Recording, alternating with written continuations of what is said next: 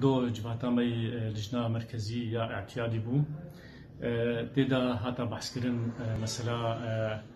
حوارات ناظمة وأحزاب يعني اجتماعي كردي هروها هاتا بحث كرن مثلا مجلس وطني كردي وكاري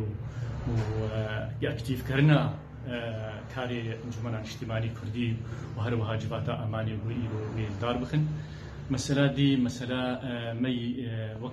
بارتي وك حزب ام لسر وضعي سياسي راوستهان وكاري بيشياما وشاوامي كاربن جواتا خوي برفرح يا لجنة مركزي دروجيت بيدا اميل دار بخن هروها كاري مي ريخستني تنظيمي ما ام سر باش ساكنين وما راپورتی خو خوندن و عمل سر رخصتنی می چل هندر و چل جدار و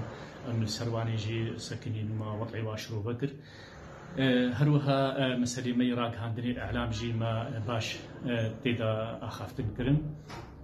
ادیجم جواتا ما جواتا کسر کفتی بو و حوالا باش تیدا کاری خوی روزانه یعنی جی مهانه یبو بر دستي مبون ما أنينا زمان وندجن جواب سركفتي بو